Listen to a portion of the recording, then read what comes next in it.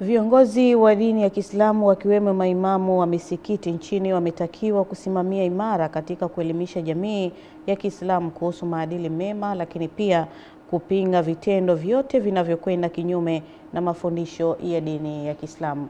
Hamisi Suleiman anaripoti.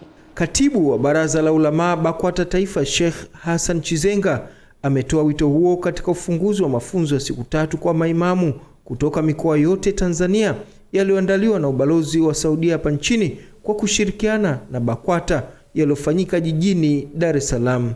Ni warsha muhimu na ambayo itakuwa na tija kwa nchi yetu ya Tanzania, na hasa katika kipindi hiki ambacho mmomonyoko wa maadili na mambo mengi ukweli wenyewe yanayotokea, mauaji mengi, watu kutoka nje ya misingi, inatokana kama vile Waswahili wanavyosema, ukijikwaa usiangalie pale ulipopiga pua, lakini angalia kule ulikojikwaa. Jiwe lile ulilojikwaa ndio la kuangalia. Mtu ambaye itikadi yake imekaa sawa sawa, lazima maadili yake atakaa sawa, na ndio maana tunasema kwamba katika Uislamu itikadi imetiliwa mkazo mkubwa sana, na hata ukiangalia Qur'ani imegusa itikadi kwa kiasi kikubwa mno kuliko masala mengine, na yote hii ni kwa sababu ndio msingi tunasema, na msingi ukikaa sawa kila kitu kitakaa sawa. Kwa hiyo mambo ya maadili yote haya yataingia ndani ya masomo yetu hapa.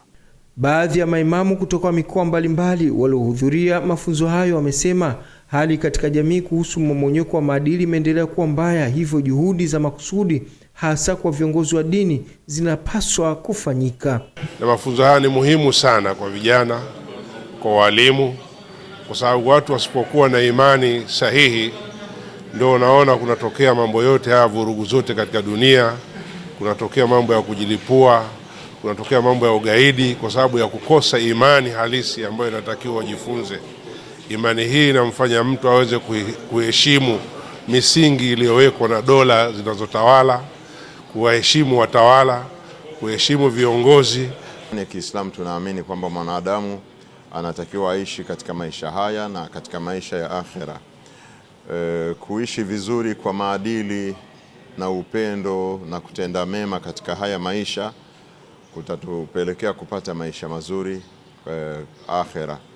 Kwa hivyo tuko katika harakati za maisha ya akhera na ambayo yanaandaliwa katika haya maisha ya dunia. Hamisi Suleiman, Channel 10, Dar es Salaam. Wahitimu wa